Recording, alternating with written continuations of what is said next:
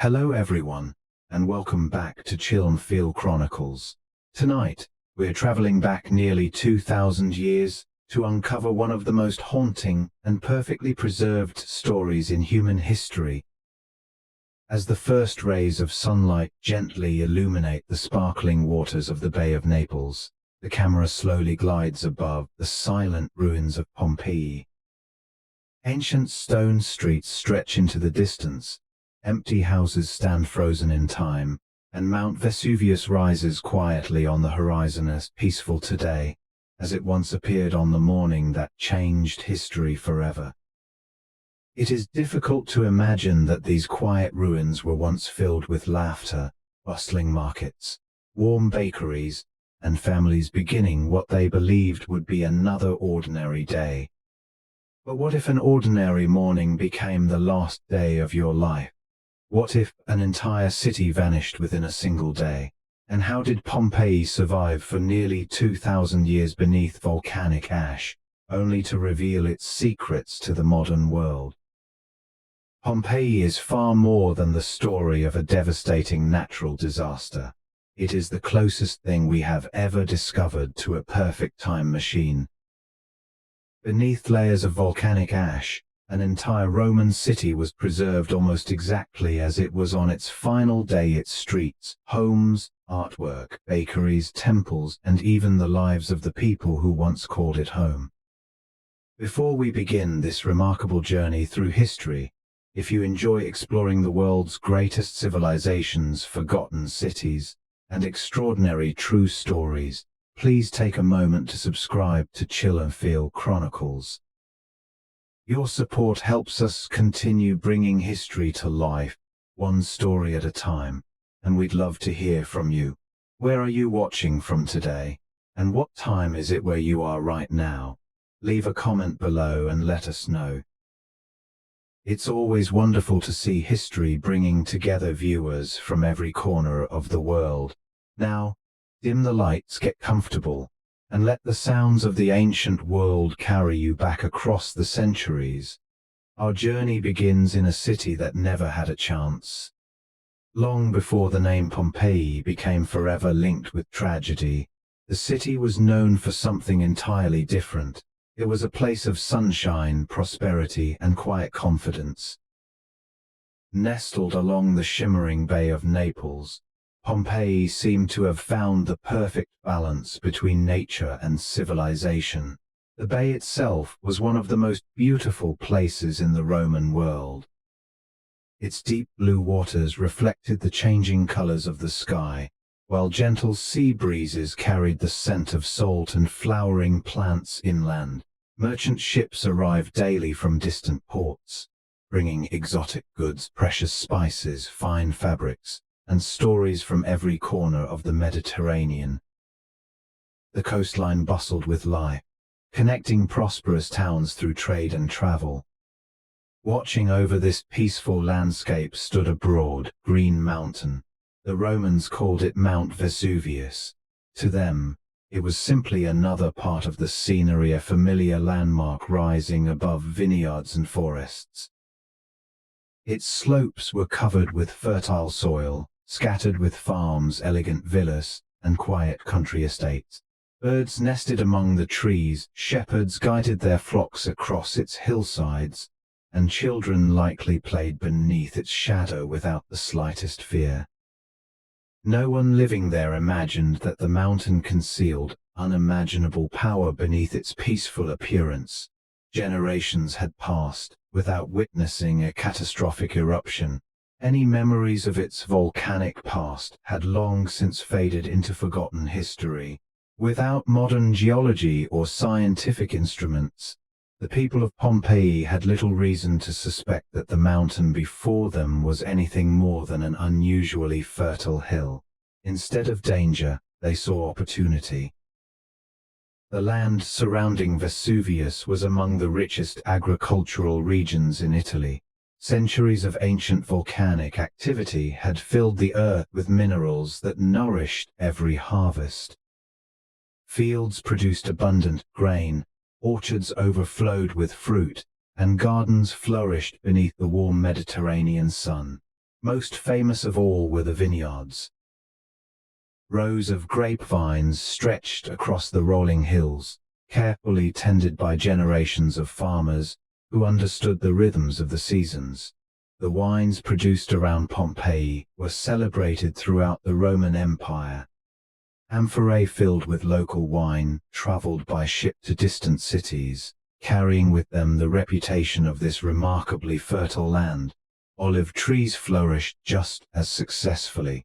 Their twisted trunks stood quietly in groves that had been cultivated for decades, perhaps even centuries. Every autumn, families gathered to harvest the olives before pressing them into fragrant oil, one of the most valuable commodities in Roman daily life. Olive oil illuminated homes, enriched meals, supplied public baths, and became an essential part of commerce. Nature seemed endlessly generous. Warm summers, mild winters, dependable rainfall, and fertile earth combined to create conditions that many communities could only dream of. To those who lived beside the Bay of Naples, prosperity appeared almost guaranteed. Pompeii grew because of these gifts. Its markets became increasingly busy, its streets increasingly crowded, and its public buildings increasingly impressive. Wealthy merchants constructed elegant homes decorated with colorful frescoes and intricate mosaics. Craftsmen filled workshops with pottery, metalwork, jewelry, and textiles. Bakers prepared fresh bread before sunrise, while fishermen returned each morning with their catches from the calm waters of the bay. Life followed a comfortable rhythm. Business, family, religion, celebration, and trade blended together into the routines of an ordinary Roman city. There was every reason to believe that tomorrow would look very much like today. Yet beneath the vineyards, beneath the olive groves, beneath every stone road and every carefully built home, the earth was quietly gathering strength. The mountain that had given Pompeii its extraordinary wealth was patiently preparing to demand an unimaginable price. For now, however, no one could hear its warning. The Bay of Naples remained peaceful, the fields remained green, and Mount Vesuvius stood silently against the horizon, beautiful, majestic, and hiding a secret that would soon change history forever. If you had walked through the gates of Pompeii on an ordinary morning in the summer of 79 AD, you would have found a city full of life, rather than a place destined for tragedy. Nothing about its streets suggested that history was quietly counting down to its final hours. Pompeii was home to somewhere between 10,000 and 20,000 people, making it one of the thriving urban centers of southern Italy. Merchants, fishermen, farmers, craftsmen, slaves, soldieries, and wealthy landowners all shared the same streets. Each person played a small part in the rhythm of a city that seemed secure and prosperous. As dawn broke over the Bay of Naples, the city slowly awakened. The narrow stone streets echoed with the sound of wooden carts rolling over carefully paved roads. Shopkeepers lifted their shutters, sweeping yesterday's dust from the entrances of their businesses. The smell of fresh bread drifted through the cool morning air, tempting early customers before the day's heat settled over the city. The marketplace was among the busiest places in Pompeii. Here voices from every corner of the Roman world blended into a constant hum of conversation. Farmers displayed baskets overflowing with grapes, figs, olives, vegetables, and herbs. Fishermen arranged their morning catch upon wooden tables, while traders negotiated the prices of imported spices, perfumes, fine cloth, and glassware. Coins changed hands almost endlessly as neighbors greeted one another, and travelers searched for goods unavailable in their own towns. For many citizens, the market was more than a place to shop. It was where news spread, friendships grew, business partnerships were formed, and the pulse of the city could be felt every single day. Not far away stood the bakeries that helped feed Pompeii's growing population. Large stone mills, often turned by donkeys, ground wheat into fine flour from the earliest hours of the morning. Massive ovens glowed with steady heat as bakers carefully prepared hundreds of round loaves each day. Bread was one of the most important foods in Roman life, and the aroma of freshly baked loaves became part of the city's daily identity. Many of these bakeries served customers before sunrise, ensuring that families began each day with warm bread on their tables.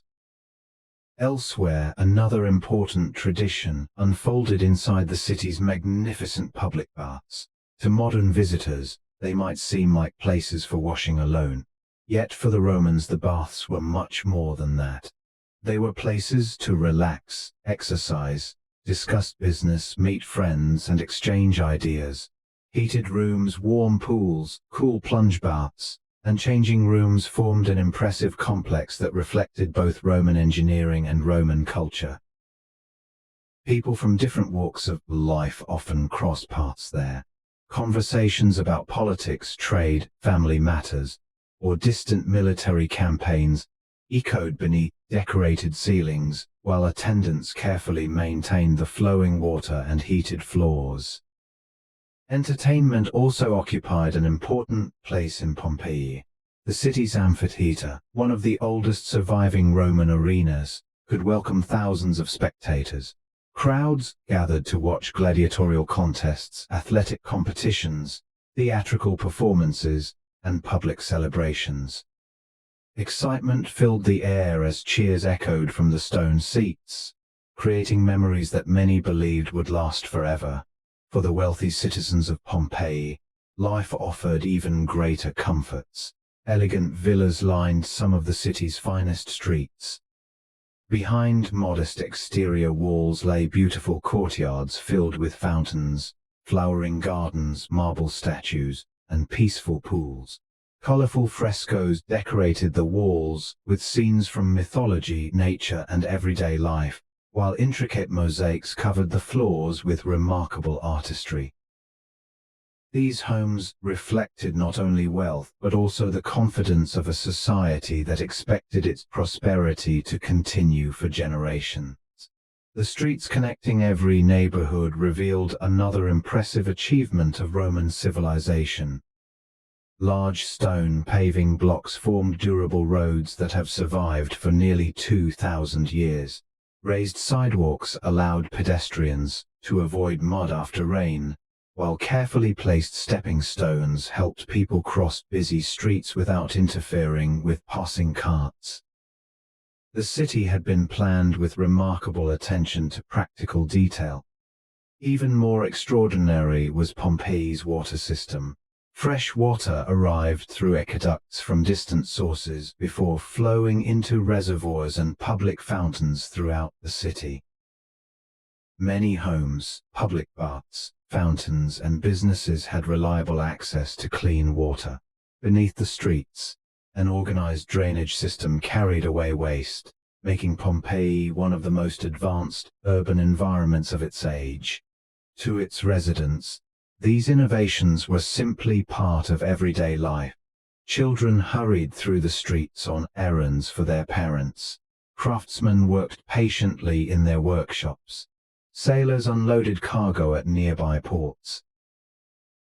Teachers instructed young students, while priests prepared offerings in the city's temples. Families gathered for meals, merchants counted their earnings, and neighbors greeted one another as they had countless times before. No one knew they were living through the final chapter of an ordinary life. The laughter in the marketplace, the warmth of fresh bread, the conversations in the public baths, and the cheers inside the amphitheater all felt timeless. Pompeii had become a city of comfort, culture, and remarkable achievement. Yet beyond its busy streets and elegant homes, Mount Vesuvius continued to watch in complete silence. The city believed it had a lifetime ahead. In reality, it had only a little longer before everything it knew would be buried beneath the mountain that had made its prosperity possible. Pompeii was far more than a successful trading city. It was a place where wealth, art, religion, and everyday life blended together into a colorful portrait of Roman civilization. Nearly every street revealed signs of prosperity, while every neighborhood reflected the customs and values of an empire that stretched across 3 continents. To walk through Pompeii was to step into a living gallery. The walls of many homes were covered with magnificent frescoes painted in brilliant shades of red, yellow, blue, and black. Some depicted peaceful gardens filled with birds and flowers, creating the illusion that the walls had disappeared into nature.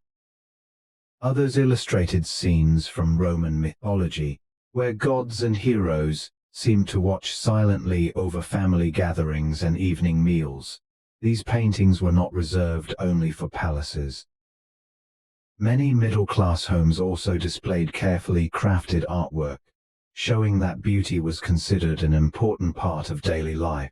Skilled artists transformed ordinary rooms into elegant spaces using color, perspective, and imagination to make even modest houses feel grand. The floors beneath those paintings were often just as impressive. Tiny pieces of colored stone and glass formed intricate mosaics that decorated entrances, dining rooms, and courtyards. Some welcomed visitors with cheerful greetings, while others displayed scenes of sea creatures, hunting dogs, exotic animals, or symbols believed to bring good fortune. Together, the frescoes and mosaics reflected a society that appreciated craftsmanship and artistic expression as much as material success. The wealthiest citizens lived inside luxurious villas that offered remarkable comfort. From the outside, these homes often appeared simple, hiding their true splendor behind plain walls. But once visitors crossed the entrance, they entered a world of quiet elegance. Open courtyards welcomed sunlight into the center of the house. Marble columns surrounded peaceful gardens where fountains gently splashed into shallow pools.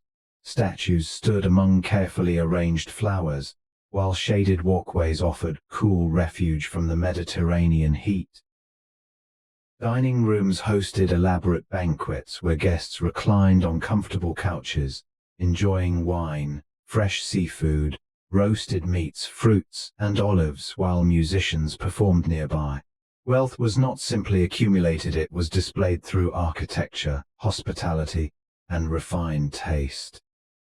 Religion also shaped every aspect of life in Pompeii.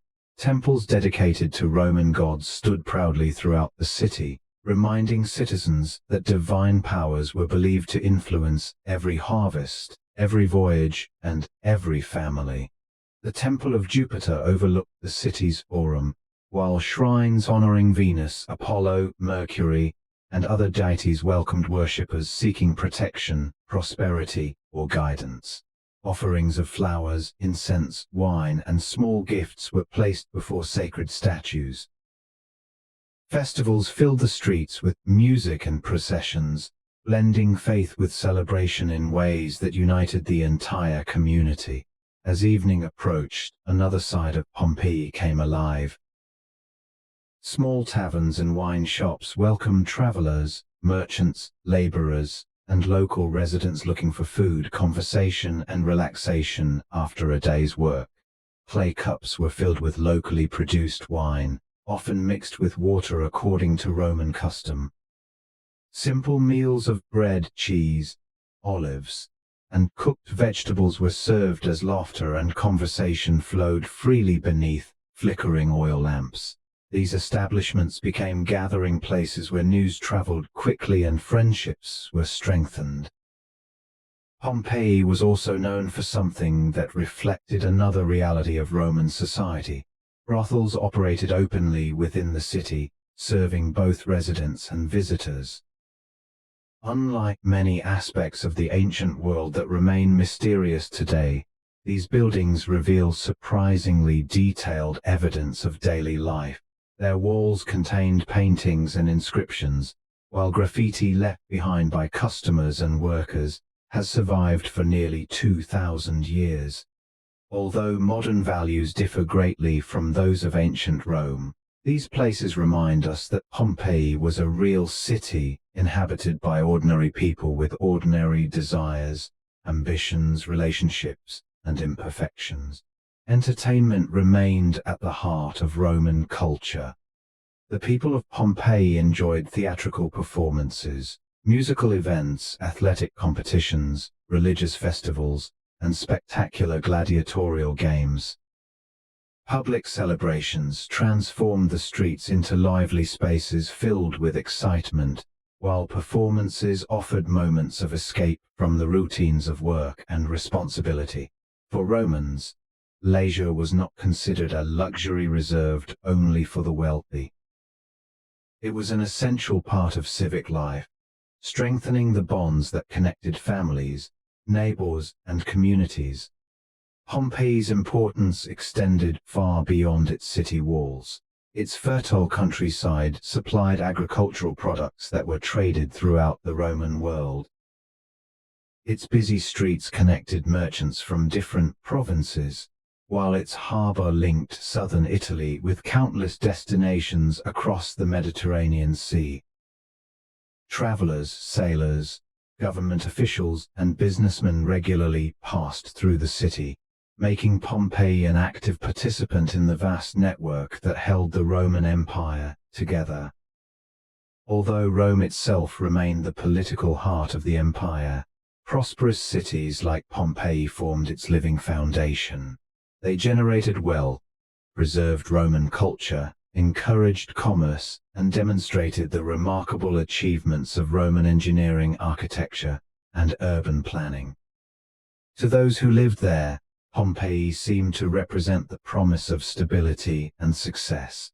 Its painted walls celebrated beauty, its temples inspired devotion, its villas displayed prosperity, its taverns echoed with laughter, and its streets bustled with endless activity. Everything suggested that the future would continue much like the present. No one could imagine that, beneath the elegant homes, the crowded marketplaces, and the magnificent temples, an ancient force was quietly awakening, one that would preserve this extraordinary city forever, but only after destroying it first. For many years, life in Pompeii appeared almost untouched by uncertainty. The markets remained crowded. The vineyards continued to produce abundant harvests.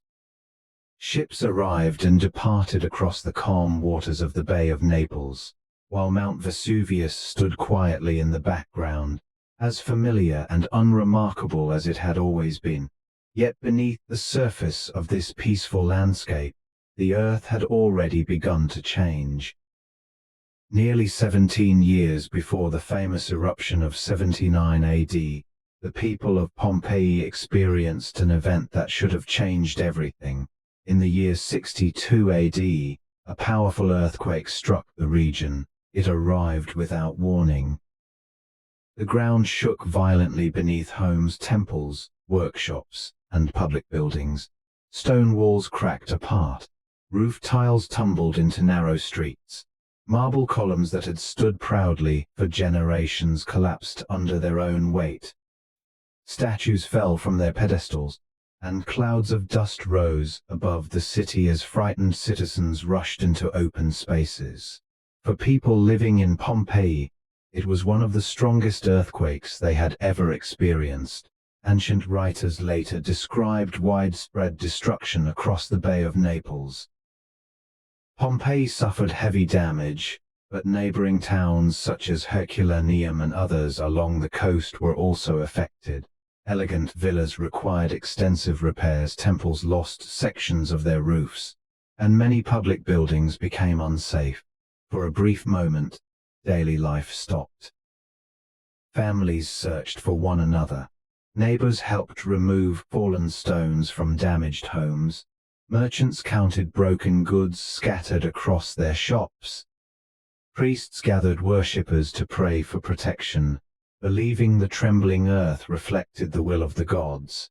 And then, slowly, life began again. The Romans were remarkably resilient. Earthquakes were not unknown in Italy. While frightening, they were generally viewed as natural events, rather than warnings of something far more dangerous. Without the science of plate tectonics or volcanology, no one understood that earthquakes beneath Vesuvius could signal the movement of magma deep underground. To the people of Pompeii, the disaster of 62 AD seemed like an unfortunate interruption, not the beginning of a countdown. Rebuilding soon became part of everyday life. Construction workers repaired damaged homes. Wealthy families restored colorful frescoes that had cracked during the shaking. Craftsmen replaced broken fountains, while laborers reinforced temples and public buildings. Across the city, scaffolding became an ordinary sight as citizens confidently rebuilt what had been lost. Visitors arriving years later would have found Pompeii looking busy, prosperous, and full of optimism. Yet something had quietly changed beneath the surface. The earthquakes did not truly end. Smaller tremors continued to ripple through the region. Some were so gentle that they barely interrupted conversations. Others rattled dishes, shook hanging lamps, or caused loose stones to fall from aging walls. They arrived unexpectedly and disappeared just as quickly, becoming an accepted part of life around the Bay of Naples. People adapted. If the ground trembled during dinner, they waited for it to stop before continuing their meal. If merchants felt shelves vibrate inside their shops, they simply adjusted the merchandise and returned to work. Children who grew up during those years accepted the occasional shaking as something completely ordinary. The warnings became so familiar that they no longer felt like warnings at all. Nature, however, was speaking in more ways than one. According to later accounts and observations associated with volcanic regions, animals often react to subtle changes that humans cannot easily detect. Birds sometimes abandoned familiar nesting places. Dogs became unusually restless. Farm animals appeared nervous without any obvious cause, refusing to settle as calmly as before. Whether every unusual behavior was noticed or simply dismissed, no one living in Pompeii could have understood its true meaning. To them, these were curious moments, not evidence of an approaching catastrophe. Other changes were even more puzzling. In certain areas, wells that had reliably supplied fresh water for years began to behave strangely. Some produced less water than before. Others seemed unusually cloudy or inconsistent. Springs that local families depended upon no longer flowed with the same certainty. Today, geologists understand that rising magma can alter underground water systems long before an eruption occurs. Rock formations shift, pressure changes, and hidden pathways carrying groundwater may become blocked or redirected. But the people of Pompeii possessed no such knowledge. A drying well might simply be blamed on changing weather. A weak spring might seem like an inconvenience rather than a warning. Life continued because there appeared to be no reason for it to stop. The vineyards still ripened beneath the Mediterranean sun. The olive trees still produced fruit. Children still laughed in the streets. Fresh bread still emerged from the city's ovens before dawn. Merchants still bargained in the marketplace. Sailors still unloaded cargo along the coast. And families still planned for weddings, festivals, and harvests that they fully expected to enjoy. Hope has a remarkable ability to silence fear. When tomorrow has always resembled yesterday, it becomes difficult to imagine that everything could change in a single moment. Perhaps that is why the people of Pompeii continued rebuilding instead of leaving. Every repaired house represented confidence. Every restored temple reflected faith. Every reopened shop declared that life would go on exactly as it always had. Looking back with modern knowledge, the signs seem almost impossible to ignore. A devastating earthquake, years of persistent tremors, Changes in water supplies, unusual behavior among animals. Each clue pointed toward a mountain that was slowly awakening beneath their feet. Yet history is often understood only in hindsight. The people of Pompeii could not connect these scattered events into a single story. They saw isolated inconveniences where we now recognize the early chapters of one of history's most famous natural disasters. Above them, Mount Vesuvius remained quiet. Its slopes were still green with vineyards and farms. Its summit rested peacefully beneath the blue Italian sky. To every eye, it appeared calm. But deep within the mountain, immense pressure continued to build in absolute silence. The final warning had already begun. No one yet realized that time was running out. The morning began like countless mornings before it. As the first rays of sunlight reached across the Bay of Naples, Pompeii slowly awoke beneath a clear summer sky. The sea shimmered with soft shades of gold, and a gentle breeze drifted inland, carrying the familiar scent of salt water, fresh air, and flowering gardens. There was nothing unusual about the weather, nothing unusual about the mountain, nothing unusual about the city. To everyone who opened their eyes that morning, it promised to be another ordinary day. One by one, the wooden shutters of homes creaked open. Families greeted the morning as they always had. Oil lamps were extinguished after burning through the night, while kitchens came alive with the sounds of clay bowls, bronze utensils, and crackling fires. Parents prepared simple breakfasts of bread, olives, cheese, fruit, and watered wine. Children rubbed the sleep from their eyes before beginning another day filled with lessons, errands, or play.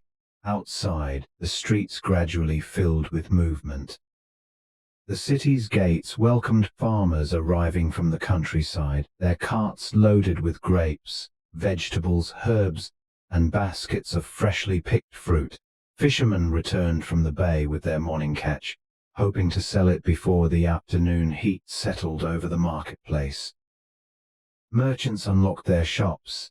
Wooden counters were wiped clean. Scales were carefully balanced. Coins were counted.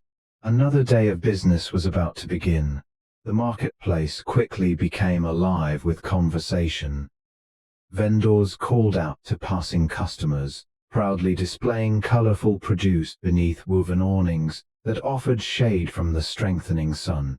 Neighbors exchanged greetings while discussing the harvest, recent repairs following the old earthquakes, and plans for upcoming festivals. Nothing suggested that these ordinary conversations would soon become the last words many of them would ever speak. Nearby, Pompeii's bakeries were already hard at work. Long before sunrise, millstones had been turning as donkeys patiently walked in endless circles, grinding wheat into flour. Bakers carefully kneaded dough that had been prepared during the night, shaping hundreds of loaves before sliding them into large brick ovens glowing with steady heat. The familiar aroma of fresh bread drifted through the surrounding streets. Customers arrived carrying woven baskets, exchanging friendly smiles with the bakers they had known for years. Some purchased bread for breakfast, while others planned meals for the evening, completely unaware that night would never arrive as they expected. Elsewhere in the city, craftsmen opened their workshops. Blacksmiths prepared their furnaces.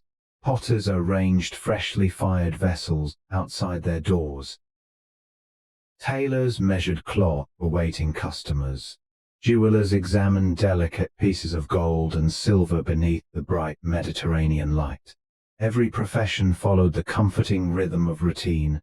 Inside elegant villas, servants swept marble floors and watered peaceful garden courtyards. Wealthy families discussed business opportunities, property matters, and social visits, while enjoying leisurely breakfasts beneath painted ceilings decorated with colorful frescoes. Many households had plans for the afternoon. Some intended to visit the public baths. Others hoped to attend the amphitheater or spend time with friends at local taverns. Children chased one another through quiet courtyards, laughing without fear, while their parents looked ahead to a future that seemed perfectly certain. Throughout the city, temples welcomed early worshippers. Small offerings of wine, incense, flowers, and bread were placed before statues of the gods. Quiet prayers filled the sacred spaces as citizens asked for good health, success, business, safe journeys, or prosperous harvests. No prayer that morning asked for protection from a volcano. Why would it? Mount Vesuvius stood peacefully against the blue horizon, exactly as it had for generations. Its green slopes remained covered with vineyards, orchards, and scattered farms. From the streets below, the mountain appeared calm, almost beautiful, bathed in warm sunlight that revealed nothing of the immense forces gathering deep beneath its surface. The people of Pompeii had learned to ignore the occasional tremors that still visited the region. If the earth shook lightly beneath their feet, most simply paused for a moment before continuing whatever they were doing. Life had taught them that these disturbances passed quickly. There was little reason to believe today would be any different. As the hours slipped quietly toward midday, the city settled into its familiar rhythm. Merchants bargained, teachers instructed their students, builders repaired aging walls, sailors unloaded cargo. Women prepared the midday meal while children wandered through the busy streets on errands for their families.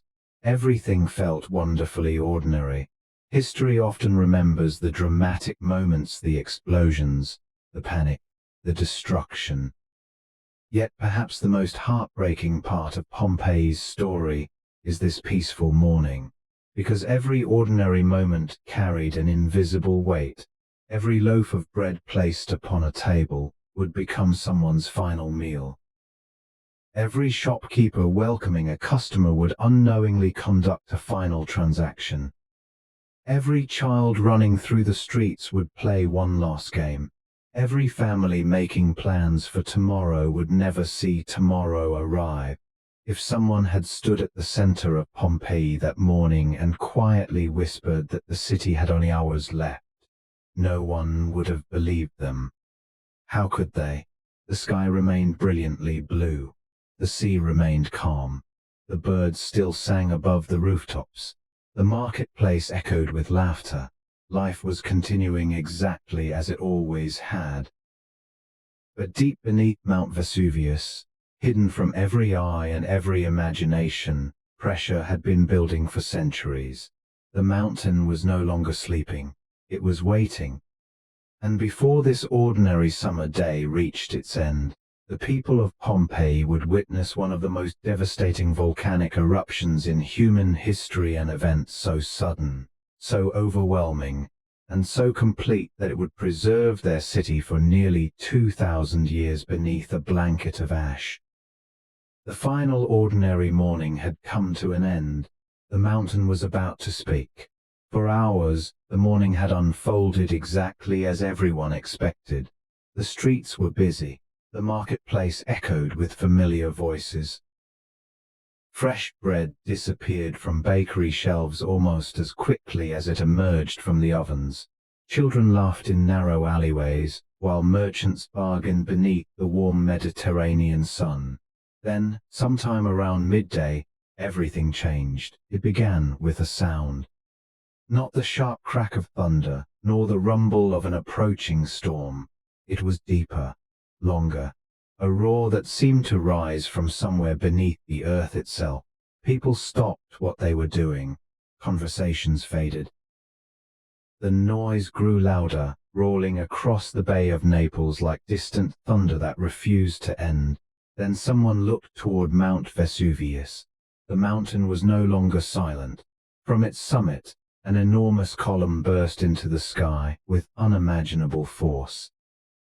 Dark gray ash, volcanic gases, and shattered rock shot upward at tremendous speed, climbing higher and higher until the cloud towered above the landscape. Ancient Roman writer Pliny the Younger would later compare its appearance to a great pine tree, its narrow trunk rising upward before spreading into a vast canopy of smoke and ash. It was unlike anything the people of Pompeii had ever seen. The column continued to rise, higher than the tallest hills, higher than any building, higher than birds normally flew. It seemed to pierce the heavens themselves before the upper portion spread outward, forming an enormous cloud that slowly began to drift with the wind. At first, many simply stared. Some believed the gods were sending a sign. Others assumed another earthquake had triggered an unusual landslide. Very few could imagine they were witnessing the opening moments of one of history's most catastrophic volcanic eruptions. Within minutes, the mountain grew even louder.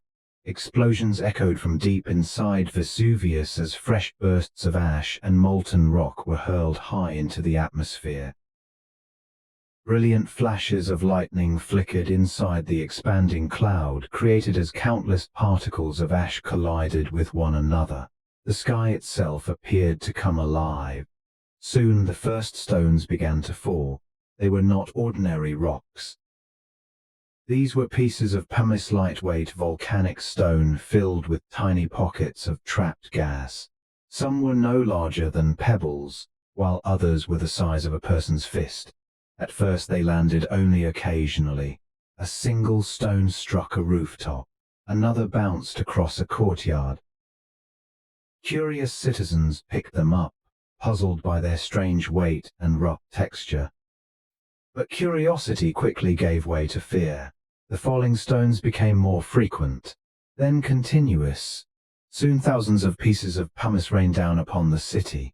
Roofs echoed beneath the relentless impacts. Gardens disappeared beneath growing piles of white and grey stone.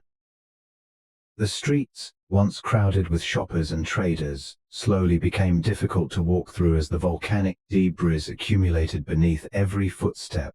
The air itself began to change. Fine ash drifted downward like snow. It settled upon clothing, hair, rooftops, fountains, and market stalls. Every breath carried the taste of dust. People covered their mouths with pieces of cloth, trying to protect themselves from the choking air. Many believed the eruption would soon stop. Surely no mountain could continue throwing stones into the sky forever. They waited, they hoped. Instead, the eruption intensified. The column above Vesuvius continued feeding the dark cloud spreading across the Bay of Naples. The sun slowly disappeared behind layers of ash until daylight grew strangely dim. Morning became afternoon. Afternoon began to resemble evening. Then darkness arrived. Not the gentle darkness of sunset, but something heavier, more unsettling. The ash cloud grew so thick that it blocked the sunlight almost completely. Lamps were lit in the middle of the day, yet their small flames struggled to push back the overwhelming gloom. People could no longer clearly recognize familiar streets. Landmarks vanished behind curtains of falling ash. The once bright city was transformed into a world of shifting gray shadows. Panic spread far more quickly than the ash. Parents searched desperately for their children. Families called one another's names through streets that had become increasingly difficult to navigate. Some citizens rushed toward the city gates, hoping to escape into the countryside before conditions worsened. Others remained inside their homes, believing thick stone walls would provide safety until the eruption ended. No one knew which choice was correct. Horses became frightened. Dogs barked endlessly. Carts overturned as terrified animals struggled against their harnesses. The noise of frightened voices blended with the endless roar coming from the mountain. Every explosion reminded the city that the danger was still growing. Pieces of pumice continued falling hour after hour. The weight became unbearable for many buildings. Roof tiles cracked. Wooden beams groaned under the increasing burden. Some structures began collapsing, filling already crowded streets with broken stone, shattered timber, and clouds of fresh dust. Escape became even more difficult. Yet through all of this confusion, many people still could not comprehend what was happening. Volcanic eruptions were outside their experience. There was no warning system, no scientific explanation, no emergency plan, only uncertainty. Some gathered treasured possessions before attempting to flee. Others carried money, jewelry, family documents, or religious statues, believing these precious objects would matter in the uncertain hours ahead. Many paused to help elderly relatives or young children. Acts of kindness continued even as disaster surrounded them. Above the city, the towering eruption showed no sign of ending. Every minute added more ash to the sky. Every explosion deepened the darkness. Every falling stone reminded Pompeii that the peaceful world of that morning had disappeared forever. The ordinary city that had awakened beneath clear blue skies now struggled beneath a blackened heaven. Yet the greatest danger had not arrived. The rain of pumice, terrifying as it seemed, was only the beginning. Deep inside Mount Vesuvius, forces far more deadly were still gathering. Before long, the mountain would unleash something far faster, far hotter, and far more destructive than falling ash. The people of Pompeii had entered a nightmare from which many would never awaken. The eruption had begun. Its deadliest chapter was still to come. As daylight disappeared beneath the growing cloud of volcanic ash, Pompeii entered a night unlike any the city had ever known. It was not the peaceful darkness that followed a summer sunset. It was a darkness created by the mountain itself. The sky had become an enormous ceiling of ash, swallowing the sun and hiding the familiar outline of the Bay of Naples. Even those who had lived in Pompeii their entire lives could no longer recognize the streets they had walked every day. Only dim glow of oil lamps and the occasional flicker of torches pierced the darkness. But their light reached only a few steps ahead.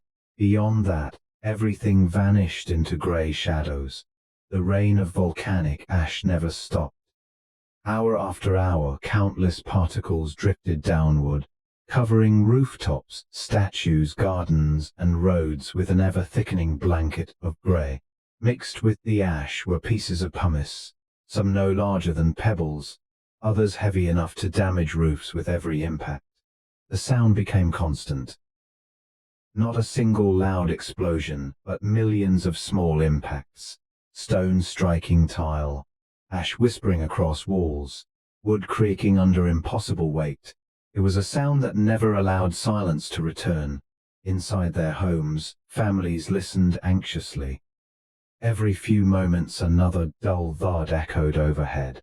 The ceilings trembled. Dust drifted from wooden beams. Each new impact reminded them that the roof protecting them was becoming heavier with every passing minute. Some households made the difficult decision to leave. Others remained where they were, believing that thick stone walls offered the safest shelter from the chaos outside. Neither choice guaranteed survival. Across Pompeii, the first roofs began to fail.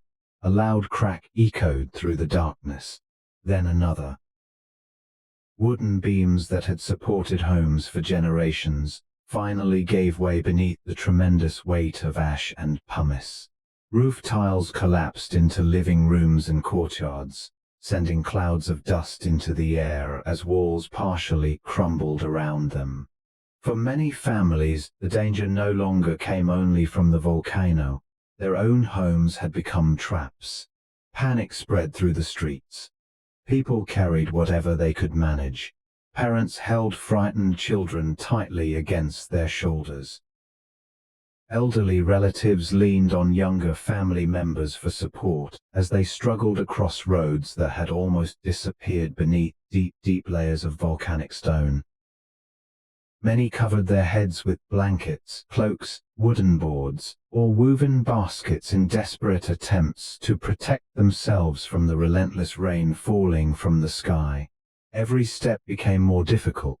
The streets, once carefully paved by Roman engineers, were now uneven fields of ash and pumice. Walking required constant effort, while each new explosion from Mount Vesuvius sent fresh waves of debris raining down upon the city. Visibility continued to worsen. Neighbors who had known each other for decades disappeared, only a few steps away into the darkness. Voices became more important than sight. People called the names of husbands, wives, parents, brothers, sisters, and children, hoping familiar voices would answer through the thick ash-filled air. Some did, many did not. Families that had begun the day together slowly became separated in the confusion. A father, searching for one child, might lose sight of another. A mother stopping to help an elderly relative could suddenly find herself alone in the darkness. Friends who promised to stay together were divided by collapsing buildings, frightened crowds, and streets blocked by debris. No one intended to leave their loved ones behind. The mountain simply gave them very little choice. The city filled with desperate sounds. Footsteps slipping across loose stone, wood collapsing beneath crushing weight, animals crying out in fear, the endless roar of Vesuvius, and above everything else, human voices. Some shouted directions, some prayed to the gods, some begged for help. Others simply called the names of those they loved, hoping to hear an answer one last time. Yet another danger was quietly growing. The air itself felt different. At first, it was only slightly warmer than before. Most people hardly noticed. But as the hours passed, the heat slowly increased. The volcanic cloud filling the sky trapped warmth over the city, while every powerful explosion released more hot gases high above Pompeii. The atmosphere became increasingly heavy and uncomfortable. Breathing grew more difficult. Ash filled every breath. Eyes stung from fine volcanic dust. Throats became dry and sore. Water, once flowing freely through fountains across the city, became difficult to reach as streets disappeared beneath accumulating debris. Fatigue spread through the exhausted crowds. Many had been walking for hours. Others had spent the night clearing fallen ash from rooftops, believing they could save their homes from collapse. Again and again they climbed onto roofs to throw heavy pumice into the streets below, only to watch fresh layers accumulate almost immediately. It was an impossible battle. Nature was moving faster than human hands could ever hope to match. Still, hope remained. Many believed that if they could simply endure until sunrise, they would finally understand what had happened. Perhaps daylight would reveal safer roads. Perhaps the eruption would weaken. Perhaps help would arrive from nearby towns untouched by the disaster. They did not yet realize that sunrise would bring no relief. Beyond the darkness, beyond the endless rain of ash, Mount Vesuvius was preparing an even more devastating phase of its eruption. Deep within the volcano, parts of the towering eruption column had begun to lose their strength. Enormous masses of superheated ash, gas, and volcanic fragments were becoming unstable high above the mountain. Gravity was beginning to take control. The terrifying night that covered Pompeii was not the end of the disaster. It was only the pause before something far more deadly. For the people still struggling through the buried streets, each passing hour felt like a lifetime. They believed they were surviving the worst the mountain could unleash, but the mountain had one final and unstoppable force still waiting, and before the next morning fully arrived, Pompeii would face the moment that history would remember forever. Throughout the long night, the people of Pompeii believed they understood the danger they faced. Ash continued to fall from the sky. Pumice stones buried the streets. Roofs collapsed beneath an unbearable weight. Families searched desperately for one another in the darkness, hoping only to survive until morning. They thought the falling ash was the disaster. In truth, it was only the beginning. Far above Mount Vesuvius, the enormous eruption column that had towered into the sky for hours was beginning to lose its balance. The cloud had grown so vast, so heavy, that it could no longer support itself. Then, without warning, part of it collapsed. Instead of rising into the atmosphere, an immense mass of volcanic ash, rock fragments, and scorching gases rushed down the slopes of the mountain. This was a pyroclastic flow. Unlike slow-moving rivers of lava that many people imagine when they think of volcanoes, a pyroclastic flow is something entirely different. It is an avalanche of superheated gas, ash, and volcanic debris racing across the landscape with extraordinary speed. Modern studies estimate that these currents can reach temperatures of well over 500 degrees Celsius, and in some eruptions even much higher. They can also travel at speeds faster than any human could ever hope to outrun. For the people of Pompeii, there was almost no warning. The darkness that already covered the city hid what was coming. Some may have heard a deep roar growing louder in the distance. Others may have felt a sudden rush of hot wind. Most probably had no time to understand at all. The deadly cloud swept down the mountainside with unstoppable force. It flowed over fields that had produced grapes and olives for generations. It crossed roads where merchants had traveled only the day before. It surrounded villas, farms, temples, and gardens without slowing for a single obstacle. Walls could not stop it. Trees could not stop it. Neither courage nor preparation could stop it. The cloud simply continued forward. As it reached Pompeii, the city disappeared inside a wave of burning ash and gas. The temperature rose almost instantly. The air itself became impossible to breathe. Visibility vanished completely as every street, courtyard, and rooftop disappeared inside a thick grey cloud. There was nowhere to hide. Some people had remained inside their homes, believing stone walls would protect them. Others had gathered in public buildings. Many were still trying to flee through the city gates. In those final moments, their locations no longer mattered. The pyroclastic flow reached them all. The force of the current filled every opening. It entered houses through doors and windows. It rushed down narrow streets. It poured into courtyards, workshops, bathhouses, and temples with overwhelming speed. Everything that had once made Pompeii a thriving Roman city was swallowed within moments. The lively marketplace fell silent. The bakeries stopped forever. The fountains no longer flowed. The laughter that had echoed through the amphitheater disappeared. The city that had awakened to an ordinary morning only hours earlier was gone. Many people never had the chance to take another step. Some were found centuries later lying beside loved ones, still holding hands.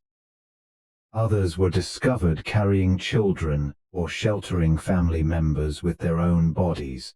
Some had gathered small bags of coins or treasured possessions, believing they might rebuild their lives somewhere else. Those belongings remained exactly where they fell, untouched beneath layers of volcanic ash for nearly 2,000 years. The speed of the disaster was almost impossible to comprehend. There was no long escape, no organized evacuation, no final farewell for many families. Once the pyroclastic flow reached Pompeii, the fate of the city was decided within minutes. The buildings that had survived the falling pumice were buried beneath enormous quantities of hot ash. Streets vanished beneath layer after layer of volcanic material. Gardens, temples, villas, workshops, and public squares gradually disappeared, until even the outlines of the city could no longer be recognized. Nature had erased an entire community with astonishing efficiency. Yet, in an extraordinary twist of history, the same ash that destroyed Pompeii also protected it. As the volcanic material cooled and settled, It sealed the city beneath a thick blanket that shielded buildings from weather, looting, and the slow decay of time. Wooden furniture, painted walls, household objects, tools, food, and countless everyday possessions remained hidden exactly where they had been left. Without anyone realizing it, Pompeii had become a perfect time capsule. Above the buried city, silence slowly returned. The roaring mountain eventually quieted. The ash stopped falling. The sun would one day shine again over the Bay of Naples, but the bustling streets below would never awaken. Generations passed. Empires rose and fell. Languages changed. Kingdoms disappeared. The memory of Pompeii gradually faded into legend, while fields and vineyards slowly grew over the place where thousands of lives had ended. Few people suspected that an entire Roman city rested beneath their feet. Fewer still could imagine how completely it had been preserved. The people of Pompeii did not know they were becoming witnesses for the future. Their homes, their artwork, their tools, their meals, and even the final positions in which many of them were found would one day help historians understand the ordinary lives of ancient Romans with remarkable clarity. The mountain had taken everything from them. Yet it had also, unknowingly, preserved their world. Pompeii had vanished in only a few terrible moments. But its story was far from over. For nearly 2,000 years, the city would sleep beneath the ash, waiting patiently for the day when sunlight and human curiosity would uncover it once again. When the violence of the eruption finally began to fade, an almost unimaginable silence settled over the Bay of Naples. The deafening explosions had ceased. The rain of ash grew lighter.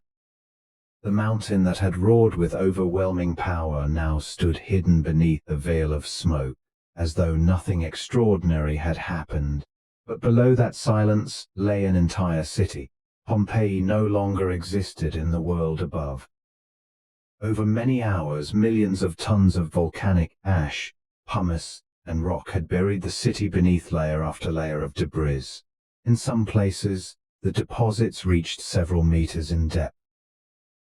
Streets disappeared first, followed by rooftops, temples, marketplaces, gardens, and finally the highest walls that had once defined the skyline. From a distance, there was little sign that a thriving Roman city had ever stood there. The familiar streets where merchants had traded, children had played, and families had gathered for evening meals were gone. The elegant villas with their painted frescoes vanished beneath the grey blanket of ash. Public baths, theatres, workshops, bakeries, taverns, and temples all disappeared into the earth, sealed away from sunlight.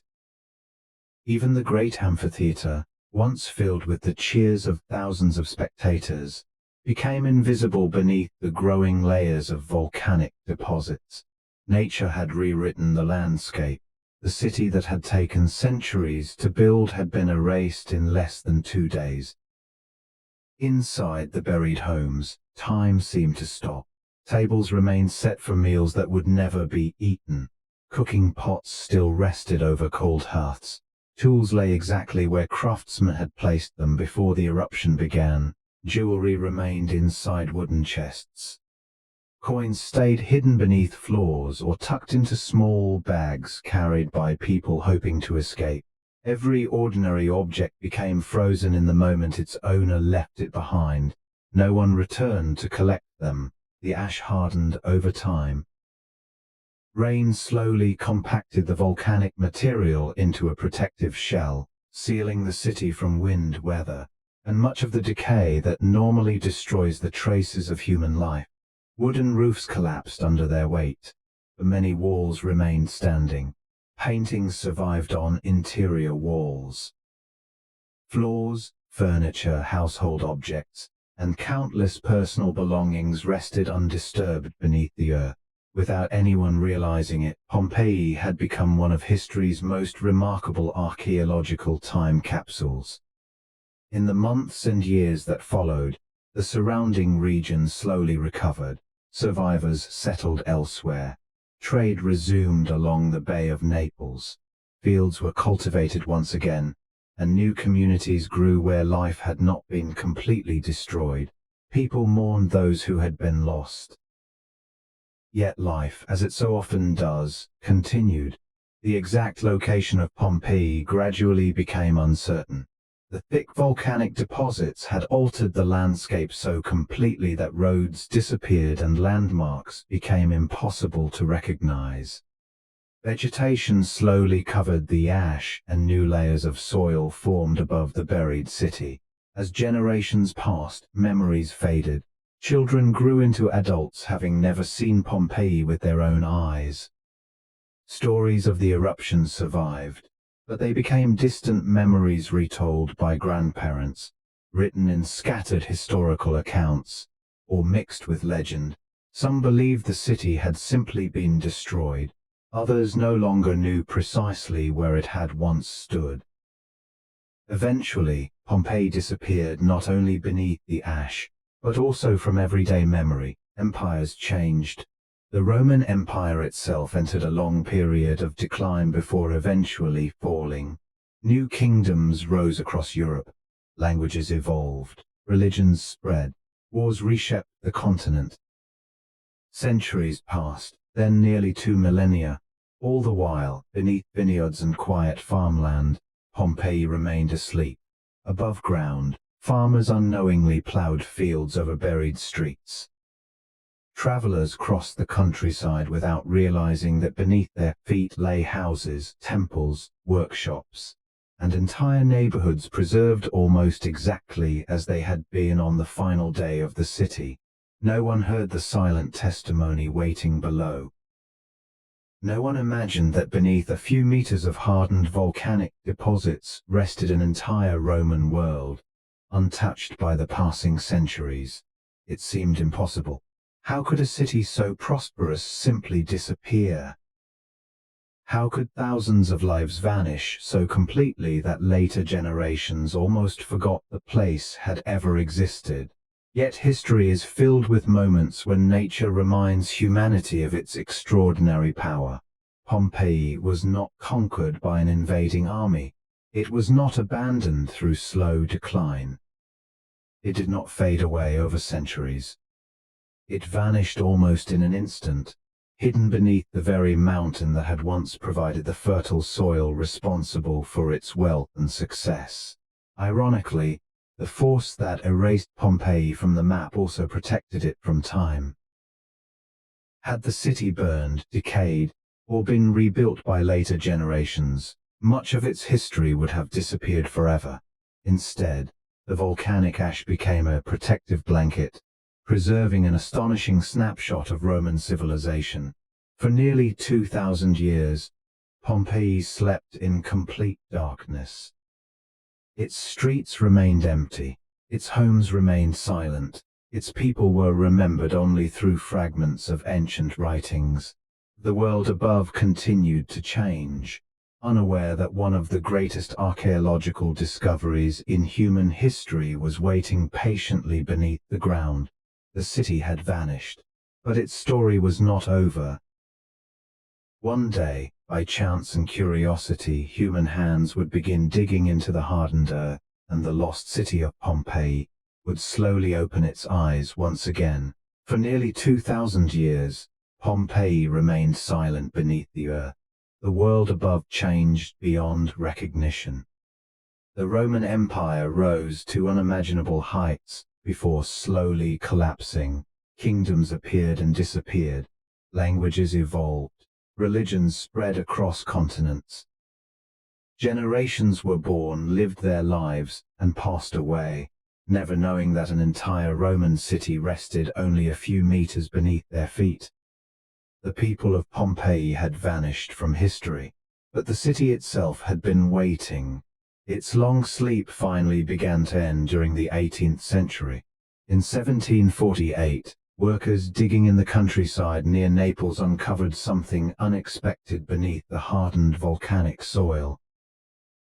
At first, they believed they had found the remains of another forgotten building, but as more earth was carefully removed, Walls began to appear, then streets, then entire houses. What had started as a simple excavation quickly became one of the greatest archaeological discoveries in history. The deeper the excavators dug, the more astonishing the discoveries became. Rooms still stood almost exactly as they had on the final day of Pompeii. Doorways connected one house to another. Stone streets stretched into the distance, complete with raised sidewalks and worn cart tracks carved into the pavement by centuries of Roman traffic.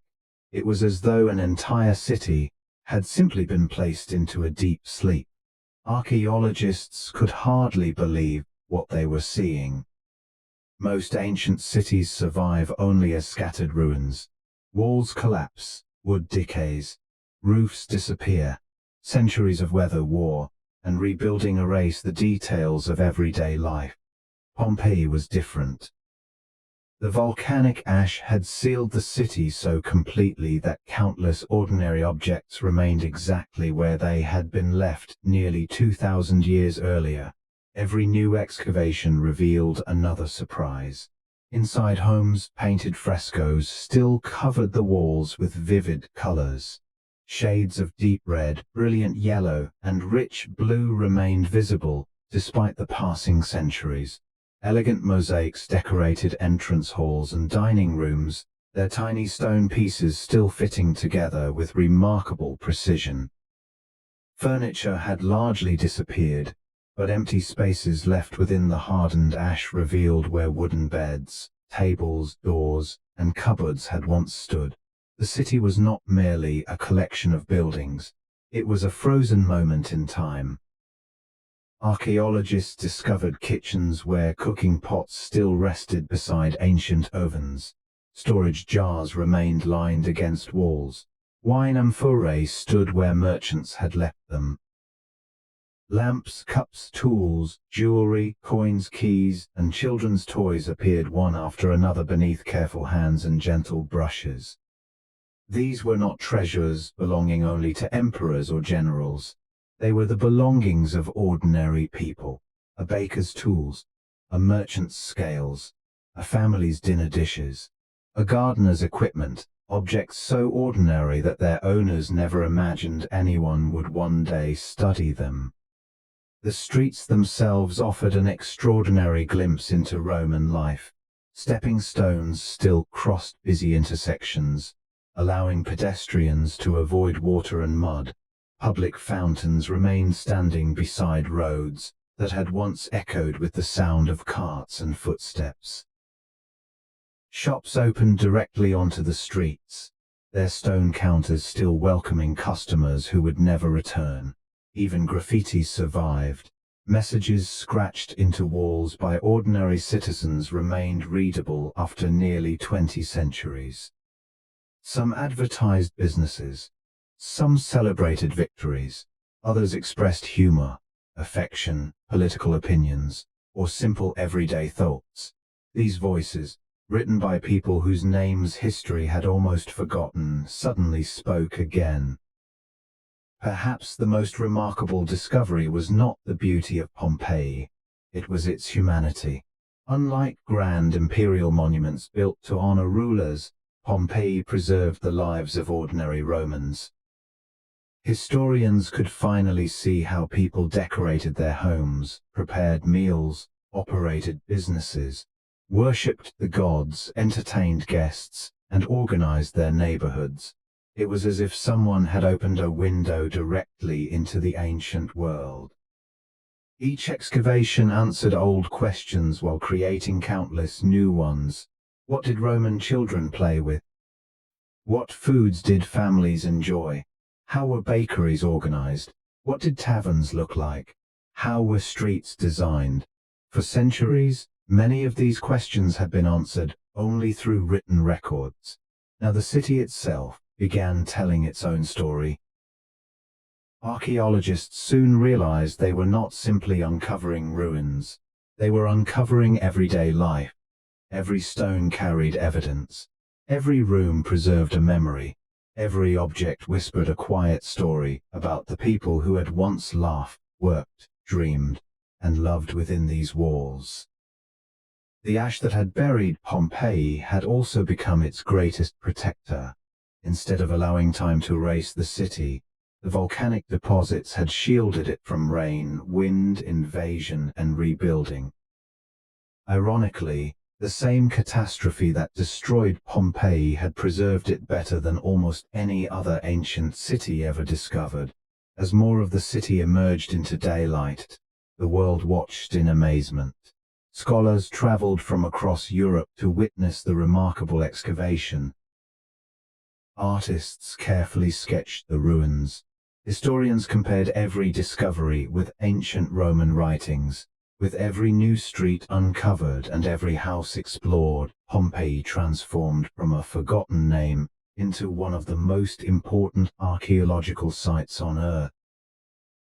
After nearly 2,000 years of silence, the lost city had found its voice once again, and through that voice, the ordinary people of Pompeii whose lives had ended in a single terrible day would continue telling their story to the entire world. As archaeologists continued uncovering the buried streets of Pompeii, they expected to find buildings, statues, coins, and pottery. What they did not expect was to come face to face with the people themselves, not as skeletons alone, but as silent impressions of human lives, preserved with heartbreaking detail. For many years, excavators noticed strange hollow spaces, hidden within the hardened layers of volcanic ash. Whenever these empty cavities were opened, they often revealed human bones resting inside. At first, no one fully understood what they were seeing. Then, during the 19th century, a remarkable idea changed the study of Pompeii forever. The Italian archaeologist Giuseppe Fiorelli realized that these hollow spaces had once been occupied by human bodies. After the eruption, volcanic ash had buried the victims completely. Over time, the soft tissues naturally decomposed, leaving empty voids inside the hardened ash while the surrounding material remained intact. Fiorelli wondered what would happen if those cavities were carefully filled instead of simply being excavated. Workers gently poured liquid plaster into the empty spaces. They waited patiently for it to harden. Then, with extraordinary care, they removed the surrounding ash. What emerged astonished everyone. For the first time in nearly 2,000 years, the final positions of Pompeii's victims appeared once again. These were not sculptures created by artists. They were exact casts of real people during the last moments of their lives. Wrinkles in clothing, the folds of sandals, the shape of hands, the expressions of faces. Even strands of hair could sometimes leave delicate impressions within the plaster. History was no longer speaking only through buildings. It was speaking through people. Walking among these casts today is unlike visiting almost any other archaeological site in the world. Ancient temples inspire admiration. Ground palaces reveal power. But the people of Pompeii awaken something much more personal. They remind us that history was lived by ordinary human beings, whose hopes and fears were not so different from our own. Some of the most moving discoveries show families gathered together. In several casts, adults appear to be holding children close, their bodies curled protectively around the youngest members of their families. No words remain. No names survive for many of them. Yet the gesture itself needs no translation. Even in overwhelming danger, a parent instinctively reached for a child. A husband searched for his wife. A family stayed together as long as they possibly could. Those final embraces have endured for almost 2,000 years. Elsewhere, archaeologists uncovered individuals who seemed to have been running. Some clutched small bags. Others held pieces of cloth across their faces in desperate attempts to breathe through the ash. A few carried coins or jewelry, perhaps believing they would soon begin a new life somewhere safer. Those possessions remained exactly where they fell. Among the most famous discoveries is that of a dog. The animal had been left chained inside a house. Its plaster cast reveals its body twisted in visible struggle, desperately attempting to free itself as the disaster unfolded. It is a profoundly emotional reminder that the eruption claimed not only human lives, but also the countless animals that shared the city with them. Dogs, horses, birds, livestock, and household pets all became victims of the same catastrophe. Their stories are rarely told, yet they, too, belong to Pompeii. Children also appear among the casts. Some are remarkably small. Looking at them, it becomes impossible not to imagine the ordinary lives they had lived only hours before the eruption. Perhaps one had been playing in a courtyard. Another may have helped carry bread home from a nearby bakery. One might have been learning to read, while another simply enjoyed chasing friends through the city's streets. Their futures stretched before them with endless possibilities. Then, in a single day, those futures disappeared. The casts do not tell us their names, but they remind us that every great historical event is made up of individual lives. Every statistic hides a person. Every number represents someone's family, someone's dreams, someone's home. As excavation methods improved over the years, researchers became increasingly careful in studying these remarkable discoveries. Modern scientific techniques, including medical imaging and forensic analysis, have revealed details about age, health, diet, occupations, and even certain illnesses suffered by the people of Pompeii. These investigations continue to deepen our understanding of the city's population, while treating the remains with the dignity and respect they deserve. The plaster casts are not simply archaeological artifacts. They are deeply human stories preserved in an extraordinary way. Standing before them, it is easy to forget that nearly 20 centuries separate us from the people they represent. The curve of a hand shielding a face, the bent knees of someone trying to protect themselves, the gentle embrace of loved ones refusing to let go. These gestures belong to no single civilization. They belong to humanity itself. Perhaps that is why Pompeii continues to move visitors from every corner of the world. The city does not only show us how ancient Romans built their houses or decorated their walls, it allows us to witness the final moments of ordinary people whose lives ended without warning. There is sorrow in those silent figures, but there is also compassion, courage, hope that lasted until the very end. The mountain buried Pompeii beneath ash. Time preserved its streets beneath the earth. Yet it is these frozen faces, these final human moments, that have become the city's most powerful voice. They remind us that history is never only about empires, kings, or great battles. Sometimes, history is found in the quiet clasp of two hands that never let go. When most ancient cities disappear, they leave behind only fragments. A broken wall, a weathered column, perhaps a few scattered pieces of pottery. Time, weather, war, and human activity gradually erase the countless details that once made everyday life possible. Pompeii was different, because it had been sealed beneath volcanic ash almost instantly. The city preserved not only its grand buildings, but also the smallest traces of ordinary existence.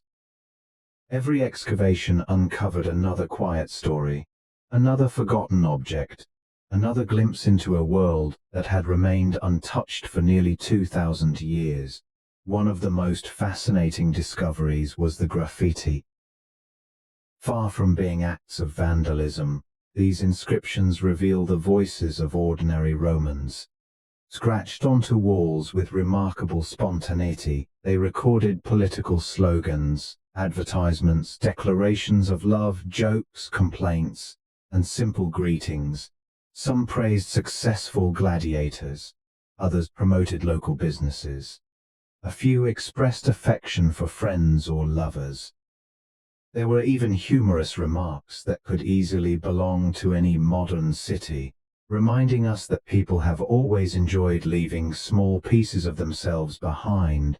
Unlike official monuments or carefully written histories, graffiti captured everyday thoughts. It allowed ordinary citizens to speak across the centuries in their own words. Archaeologists also uncovered remarkable evidence of daily meals.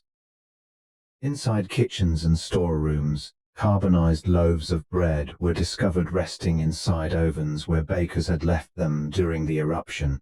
Their distinctive scoring marks, made before baking, remained visible after almost 2,000 years.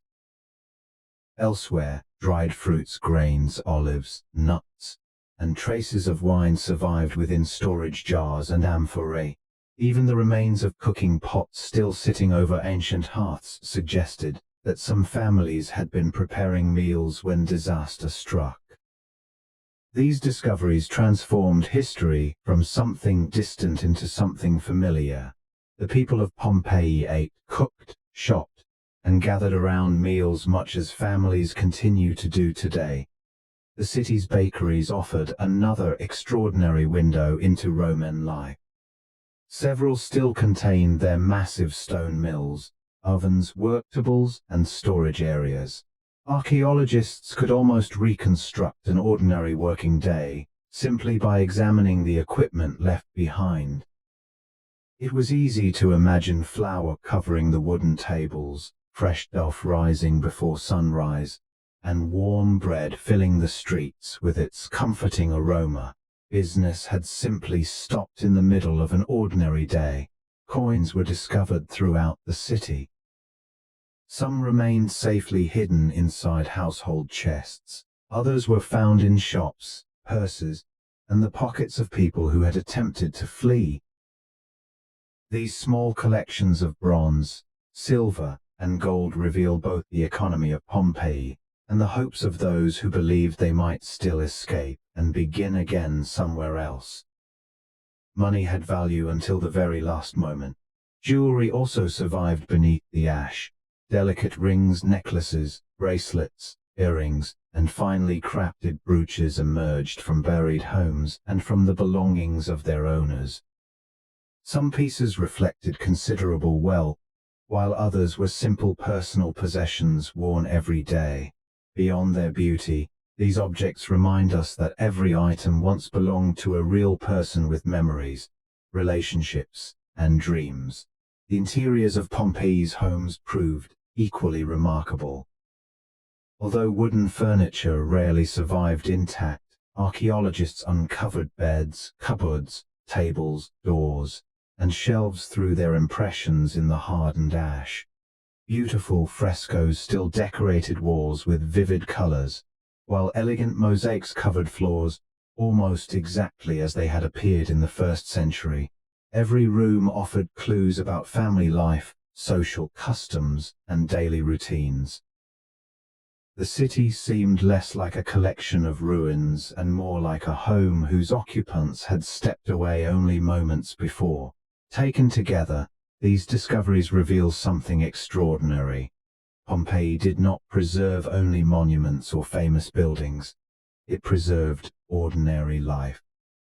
The graffiti on a wall, a loaf of bread forgotten in an oven, a handful of coins carried by a merchant, a treasured ring worn by its owner, the arrangement of furniture inside a quiet home.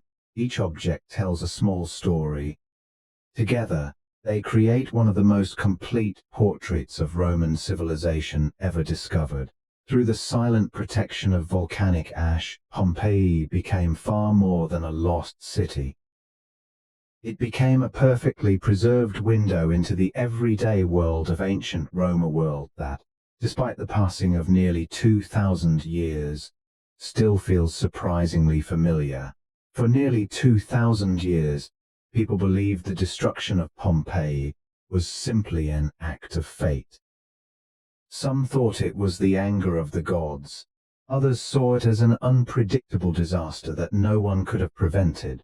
Today, thanks to centuries of geological research, we understand that the eruption of Mount Vesuvius was neither random nor supernatural. It was the result of powerful natural forces that had been shaping our planet for millions of years. To understand why Pompeii was destroyed, we must first look far beneath the surface of the Earth. Although the ground beneath our feet appears solid and unchanging, it is actually part of a giant puzzle made of enormous pieces known as tectonic plates. These massive sections of the Earth's outer shell move incredibly slowly, usually only a few centimeters each year, but over millions of years, their movement reshapes continents, creates mountain ranges, and fuels some of the world's most powerful volcanoes. Southern Italy sits in one of these active geological regions. Here, the African plate is gradually pushing northward, beneath the Eurasian plate in a process known as subduction. As the heavier oceanic crust sinks deep into the Earth's interior, it encounters extreme temperatures and immense pressure. The descending rock begins to release water and other volatile materials into the surrounding mantle. These substances lower the melting point of the hot rock above, allowing vast quantities of molten material to form. This molten rock is called magma. Unlike the lava we see flowing across the surface during an eruption, magma remains hidden beneath the ground, trapped inside underground chambers where pressure slowly builds over time. For centuries before the eruption of 79 AD, magma had been collecting beneath Mount Vesuvius. Each new pulse of molten rock increased the pressure inside the volcano. At the same time, dissolved volcanic gases, primarily water vapor, carbon dioxide, and sulfur compounds, became trapped within the magma. Deep underground, these gases remained compressed by the enormous weight of the rock above, but pressure can never increase forever. Eventually, cracks developed inside the volcano.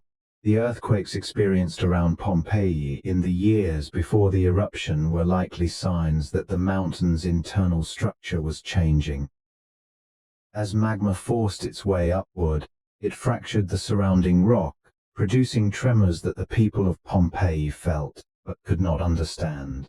They believed the earthquakes had ended. In reality, the volcano was only beginning to awaken. As the magma rose closer to the surface, the pressure surrounding it rapidly decreased.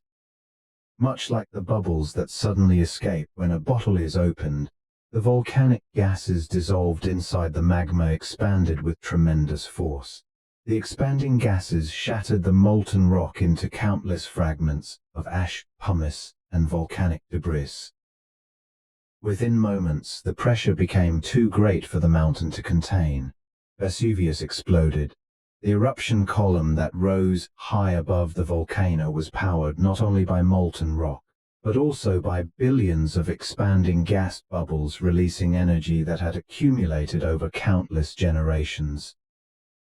The enormous cloud carried ash high into the atmosphere before gravity caused portions of it to collapse, creating the devastating pyroclastic flows that ultimately overwhelmed Pompeii. Modern volcanologists have spent decades studying these events. By examining layers of volcanic ash, analyzing minerals trapped inside ancient magma, and using advanced computer simulations, scientists have reconstructed the eruption with remarkable accuracy. Every layer of ash tells part of the story. Each crystal preserved inside volcanic rock records the temperatures and pressures that existed beneath the volcano before the eruption.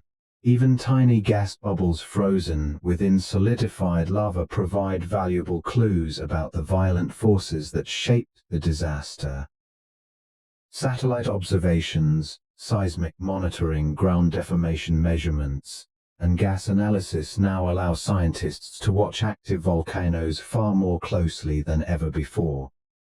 Instruments can detect subtle earthquakes deep underground, measure the slightest swelling of a volcano's surface, and monitor changes in the gases escaping from hidden magma chambers. These technologies cannot predict the exact moment of every eruption. However, they provide critical warnings that help authorities make informed decisions and protect nearby communities. Mount Vesuvius itself remains one of the most carefully monitored volcanoes on Earth. Although it has remained quiet since its last major eruption in the 20th century, scientists continue to observe every small change beneath the mountain.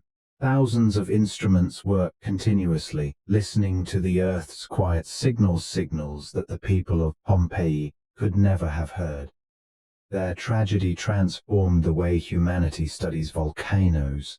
Today, every new discovery brings us closer to understanding how these extraordinary mountains behave. The destruction of Pompeii was one of history's greatest natural disasters, yet it also became one of science's greatest classrooms.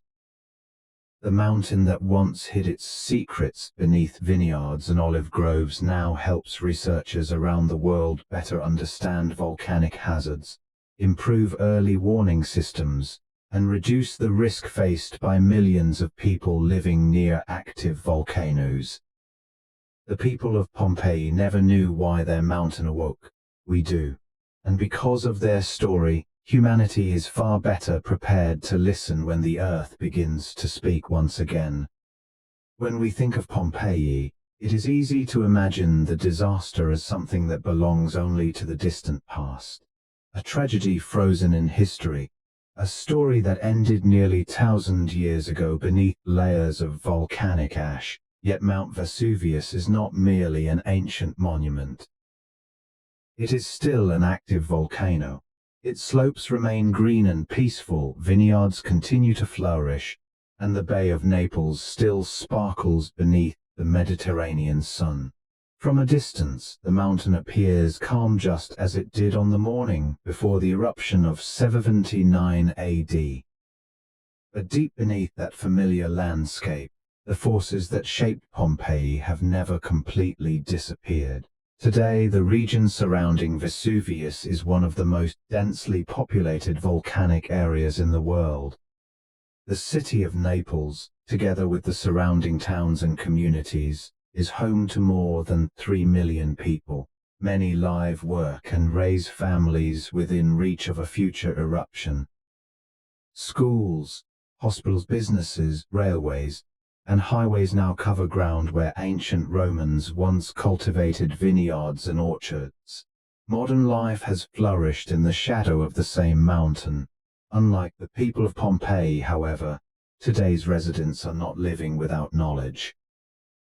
Centuries of scientific research have transformed Mount Vesuvius into one of the most carefully monitored volcanoes on Earth. A network of sensitive instruments continuously watches the mountain. Seismometers listen for even the smallest earthquakes deep underground. Satellite technology measures tiny changes in the shape of the volcano, detecting swelling that could indicate rising magma. Specialized sensors analyze volcanic gases escaping through cracks in the rock, searching for chemical changes that may signal increasing activity. Scientists observe the mountain every hour of every day.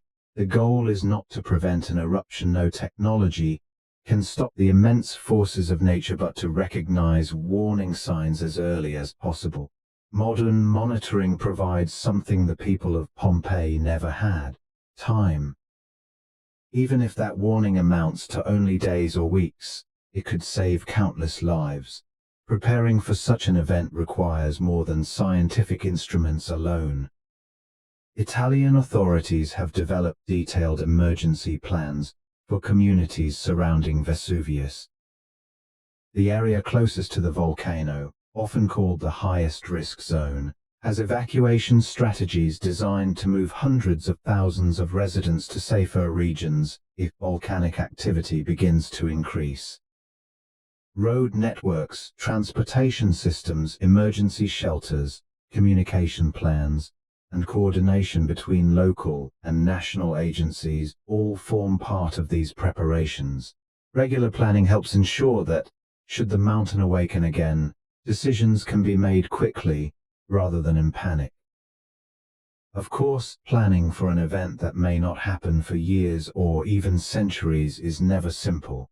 People build homes, children attend school, businesses grow, daily life continues just as it always has. When a volcano remains quiet for decades or even generations, it becomes easy to believe that the danger has passed. History reminds us otherwise. Volcanoes measure time differently than people do. A century of silence may represent only a brief pause in the life of a mountain. No scientist can say exactly when Vesuvius will erupt again. It may remain quiet for many years. It may awaken within the lifetime of people living there today. What researchers do know is that the volcano is still capable of producing dangerous eruptions, and for that reason it continues to receive constant attention. The story of Pompeii is therefore more than a lesson about the ancient world. It is also a reminder for the present. Nature does not follow human calendars. It does not recognize borders, governments, or generations. Yet knowledge changes how we respond. The people of Pompeii faced an unimaginable disaster without understanding the warning signs around them. Today, we possess scientific instruments, geological research, emergency planning, and centuries of accumulated experience. These tools cannot eliminate risk, but they can transform uncertainty into preparation. As the sun sets over the Bay of Naples each evening, Mount Vesuvius casts the same long shadow across the landscape that it has for thousands of years. It stands as both a symbol of extraordinary beauty and a quiet reminder of nature's immense power. Whether the mountain sleeps for another century or awakens tomorrow, one truth remains unchanged.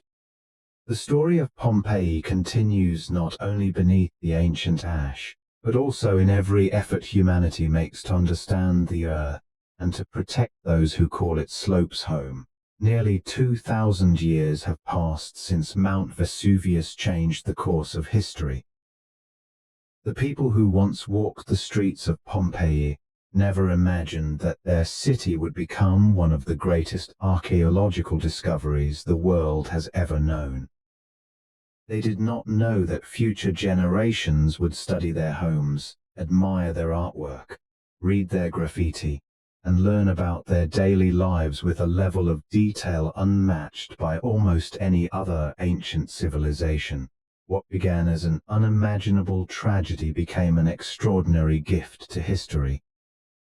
Most ancient cities leave behind only fragments, a broken temple, a weathered statue, a few scattered inscriptions. Historians are often forced to piece together the past using incomplete evidence, filling gaps with careful interpretation and educated guesses. Pompeii is different.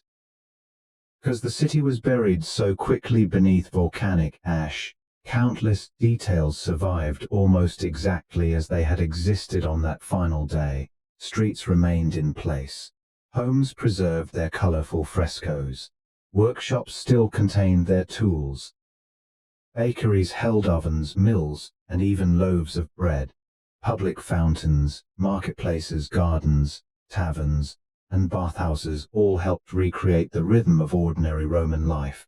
For historians and archaeologists, Pompeii became something priceless. It was not simply a collection of ruins. It was a complete community. Through its preserved buildings and everyday objects, scholars gained an unparalleled understanding of how Romans lived beyond the grand palaces of emperors and the famous battlefields recorded in ancient texts. Pompeii tells the story of ordinary people. It reveals how families decorated their homes, how merchants conducted business, how children played, how neighbors gathered, how religion, entertainment, commerce, and daily routines shaped the lives of an entire community. These are the details that history books often struggle to preserve. Pompeii preserved them naturally. Its importance reaches far beyond archaeology. The rediscovery of the city inspired generations of artists, architects, writers, and scholars throughout Europe and beyond. During the 18th and 19th centuries, the frescoes, sculptures, and elegant Roman designs uncovered in Pompeii influenced paintings, interior decoration, public buildings, and even fashion. The city helped ignite a renewed fascination with the classical world.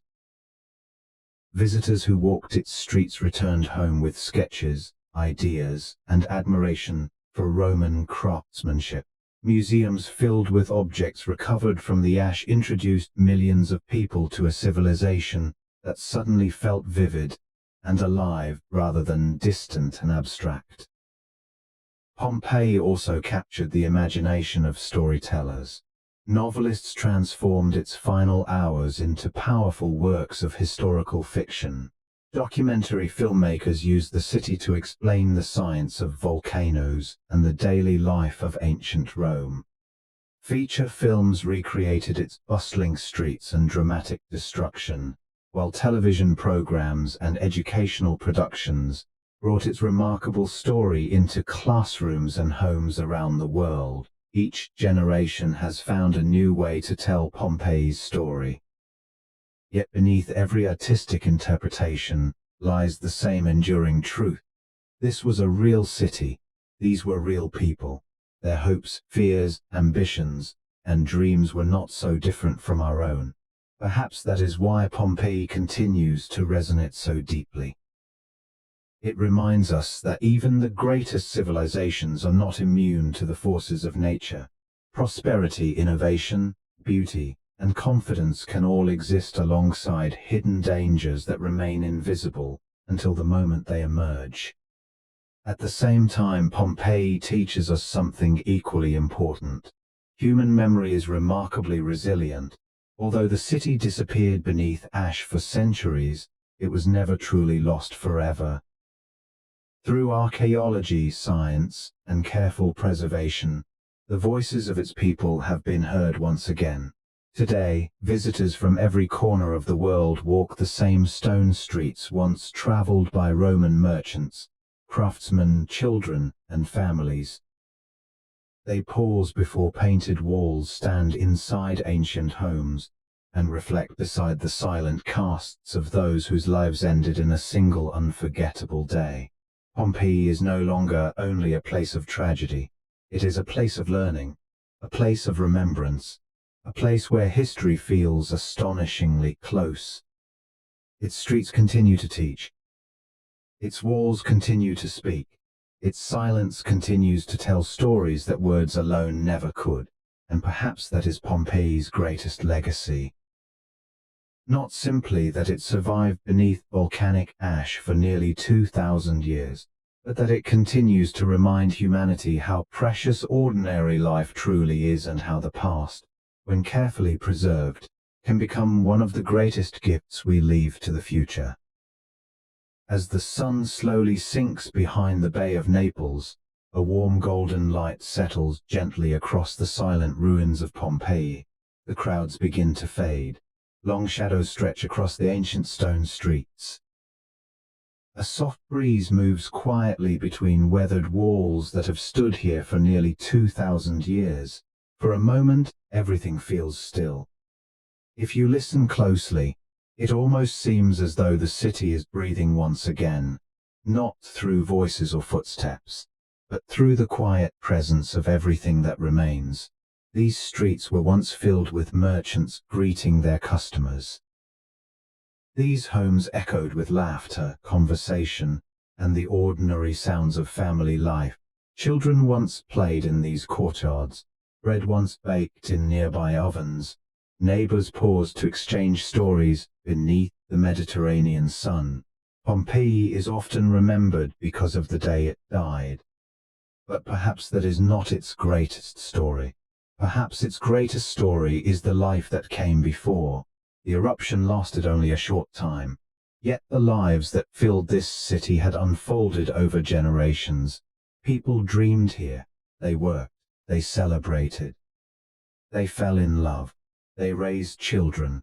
They argued, forgave, hoped and planned for futures they believed would always arrive. Those ordinary moments are what make Pompeii extraordinary. The volcanic ash preserved far more than buildings. It preserved humanity. Every painted wall, every worn doorway, every cobbled street, every piece of pottery, every loaf of bread, every quiet footprint left in the dust reminds us that history is not only the story of emperors and great battles. It is the story of ordinary people whose lives mattered just as much as our own. Standing among these ruins today, it becomes impossible not to reflect on how fragile every civilization truly is. The Romans built magnificent roads, towering temples, elegant villas, and one of the greatest empires the world has ever known. Yet even such remarkable achievements could not resist the immense power of nature. A single mountain, a single day, a single moment. That was all it took to change history forever. And perhaps that is the quiet lesson Pompeii continues to whisper across the centuries. Nothing we build lasts forever, but the stories we leave behind can endure far beyond our own lifetimes. They become bridges between generations, allowing people separated by thousands of years to understand one another with surprising clarity. That is why places like Pompeii matter, not because they remind us of death, because they remind us how precious life has always been. As evening settles over these ancient ruins and the last light fades from the stones, the city grows quiet once more. Yet its silence is never empty. It is filled with memories, with questions, with timeless lessons waiting for anyone willing to listen. Thank you for joining us on this journey through one of history's most remarkable cities. If you enjoyed this story, and would like to continue exploring the forgotten worlds of the past, we warmly invite you to subscribe to Chill and Feel Chronicles and become part of our growing community of history lovers from around the world. Leave a comment below and tell us where you're watching from, and what time it is where you are. We always love seeing how history connects people across different countries, cultures, and time zones.